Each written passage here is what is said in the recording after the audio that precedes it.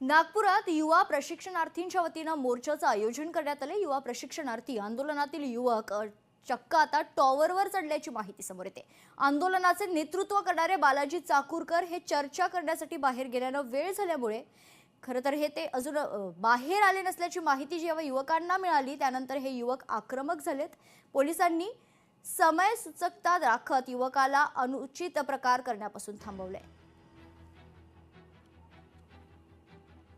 इथे दृश्य आपण पाहतोय नागपुरातील नागपूरमध्ये युवा प्रशिक्षणार्थींच्या वतीनं मोर्चा काढण्यात आलाय। यावेळी खरं तर आंदोलक चांगलेच आक्रमक झाल्याचं चित्र पाहायला मिळते। यापैकी एक युवक जो आहे तो टॉवरवर चढला असल्यामुळे या परिसरात तणावपूर्ण परिस्थिती निर्माण झाली होती। मात्र पोलिसांनी वेळीच सतर्कता दाखवल्यामुळे कुठलाही अनुचित प्रकार करण्यापासून थांबवल्याची माहिती आहे। या संदर्भात सविस्तर माहिती जाणून घेऊयात। आपले प्रतिनिधी ज्ञानेश्वर पवार आपल्या सोबत जोडले जात आहेत। ज्ञानेश्वर, काय सविस्तर माहिती? अगदीच आपण पाहायला गेलं तर हिवाळी अधिवेशनाच्या सुरुवातीपासूनच जे आहे ते मुख्यमंत्री युवा प्रशिक्षणार्थी योजनेतील विद्यार्थी जे आहेत ते या ठिकाणी आंदोलन करत आहेत। मात्र त्यांच्याकडे कुठेतरी प्रशासनाचं दुर्लक्ष होतोय आणि आंदोलन नागपूरच्या यशवंत स्टेडियम पासून तर 0 माईल पर्यंत त्यांचा या ठिकाणी जे आहे ते मोर्चा देखील धडकलेला होता आणि त्या ठिकाणी त्यांनी ठिय्या देखील मांडला होता। मात्र अद्याप त्यांना कोणीही त्यांच्या संबंधित विभागाचे अधिकारी किंवा मंत्र्यांनी जे आहे ते भेट दिली गेली नाही। त्यामुळे आज कुठे ना कुठे तो रोष जो आहे ते विद्यार्थ्यांचा उपळून होते। आज यशवंत स्टेडियम मध्ये एकंदरीत मोठ्या प्रमाणामध्ये युवक या ठिकाणी एकवटलेले होते आणि त्यांचे जे नेतृत्व करणारे प्रमुख होते ते बाहेर जे आहे ते चर्चा करण्यासाठी गेले असताना बराच वेळ झाल्यानंतर सुद्धा ते परत येऊ शकले नाही। त्यामुळे कुठं ना कुठेतरी विद्यार्थी जे आहे ते आक्रमक झाले। त्यापैकी काही विद्यार्थ्यांनी वर चढण्याचा देखील प्रयत्न केला। त्यामध्ये पोलीस आणि विद्यार्थ्यांमध्ये आता सद्यस्थितीमध्ये आहे ते मोठ्या प्रमाणात संघर्ष जे आहे ते आपल्याला पाहायला मिळते। दृश्यांमध्ये जर पाहिलं तर युवक सगळे जे आहे ते आक्रमक झाले आणि एकंदरीतच सध्याला पोलीस जे आहे ते युवकांना काही अनुचित प्रकार घडू नये याची पूर्ण खबरदारी घ्यायची आहे मागे हटवण्याचा प्रयत्न करतायत। मात्र सद्यस्थितीमध्ये जर पाहाल तर मोठं वातावरण जे आहे ते यशवंत स्टेडियमच्या आतमधील भागातील जे आहे ते चिघळल्याचं दृश्य आहे आणि पोलीस आणि युवकांमध्ये सध्याला जे आहे ते संघर्ष पाहायला मिळतो। त्यामुळे आता हे आंदोलन नेमकं कधी शांत होतं ते पाहणं अत्यंत महत्त्वाचं असणार आहे। ज्ञानेश्वर, तरुणींचा मोठा सहभाग या मोर्चात पाहायला मिळते। प्रमुख मागण्या काय आहे या विद्यार्थ्यांच्या? अगदीच विद्यार्थ्यांच्या प्रमुख मागणी जर पाहायला गेली तर मुख्यमंत्री युवा प्रशिक्षणार्थी योजनेअंतर्गत विद्यार्थ्यांना प्रशिक्षण देण्यात आलं। मात्र त्यांना जवळपास 6 महिने जे आहे ते ज्ञानेश्वर, मी काही क्षणासाठी आपल्याला थांबवते। आपण प्रतिक्रिया पाहूयात। विद्यार्थ्यांच्या प्रतिक्रिया येत आहेत।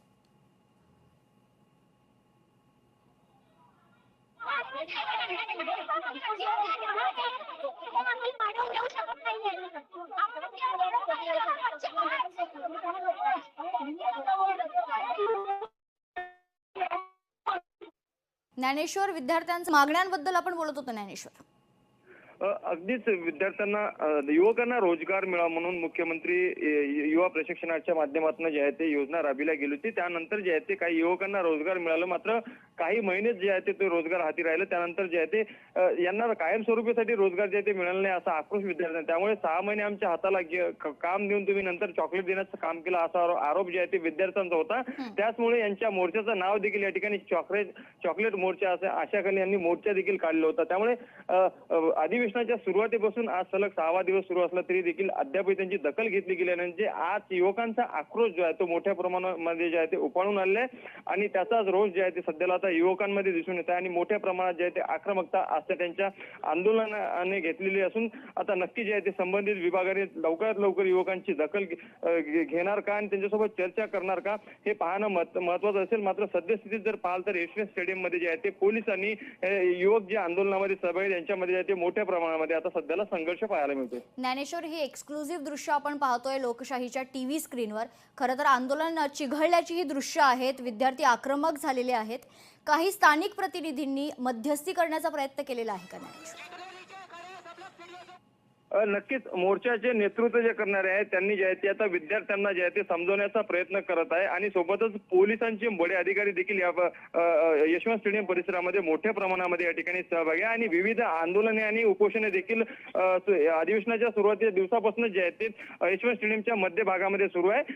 त्यामुळे नक्कीच त्यांचे जे प्रमुख नेते आहेत त्यांनी कुठेतरी कायदा आणि सुव्यवस्था बिघडू नये याची पूर्ण खबरदारी जी आहे ते नेतृत्व करणाऱ्या आंदोलकांकडून घेतली जात आहे। मात्र विद्यार्थी जे आहे ते काही तरुण काही तरुण जे आहेत या ठिकाणी त्यांचा रोष उफाळून आलाय, त्यामुळे त्यांनी आक्रमकता दाखवली असल्यामुळे सध्याला जे आहे ते पोलीस विद्यार्थ्यांचा संघर्ष पाहायला मिळतो. मात्र नक्कीच जे आहे ते आता पोलिसांच्या माध्यमातून विद्यार्थ्यांना शांत करण्याचा प्रयत्न केला जातोय आणि कोणताही अनुचित प्रकार घडू नये याची पुरेपूर काळजी आणि दखल जी आहे ते सध्याला पोलीस प्रशासन कडनं जे आहे ते घेतली जात आहे. ज्ञानेश्वर, हा जो युवक आहे बालाजी चाकूरकर जो या मोर्चाचं नेतृत्व करतोय, तो बाहेर आलाय का? त्या बाबतीत काही अपडेट येते का समोर?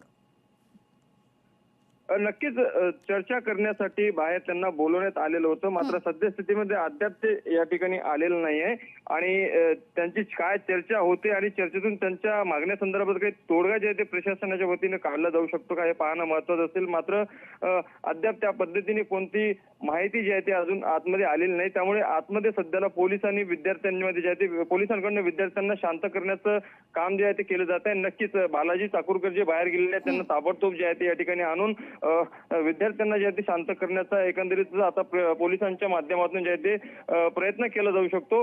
मात्र सद्यस्थिती जे आहे ते आंदोलन चिघळले, त्यामुळे कोणताही आणि एकतर स्टेडियम भागामध्ये जे आहे ते वर चढण्यासाठी काही पायऱ्या सुद्धा आहेत, त्यामुळे काही आंदोलक एकदम पायऱ्यांच्या वरती जे आहे ते चढले जात आहे आणि वरून जे आहे ते कोणी जंप जर घेतला तर काही अनुचित प्रकार घडू शकतो. त्यामुळे याची पुरेपूर काळजी आणि दखल सध्या जे आहे ते पोलिसांच्या माध्यमातून केली जाते. आंदोलन कशा पद्धतीने शांत करता येईल सद्यस्थितीमध्ये आणि त्यानंतर यावर प्रशासनाच्या वतीने जे आहे ते काय तोडगा काढला जाऊ शकतो हे पाहणं महत्वाचं असेल. ज्ञानेश्वर, बालाजी चाकूरकर हे गेल्यापासून त्यांना बाहेर येण्यास एवढा विलंब नेमका का लागतोय? नेमकी अशी काय चर्चा सुरू आहे त्या बाबतीत काही अपडेट मिळते का बालाजी? ज्ञानेश्वर, अगदी ज्या ठिकाणी हे आंदोलन चाललंय तो यशवंत स्टेडियम हा ठिकाण आहे. आंदोलकांच्या जे काही मागण्या असतात त्या मागण्या संबंधित जे विभाग आहे ते विधान भवनामध्ये आतमध्ये असतो.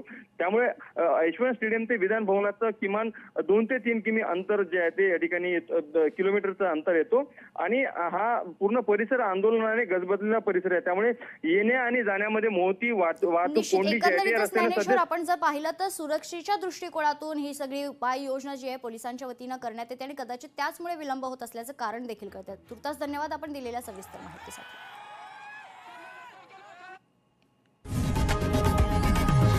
लोकशाही मराठी ऐका, पहा, जागरूक रहा.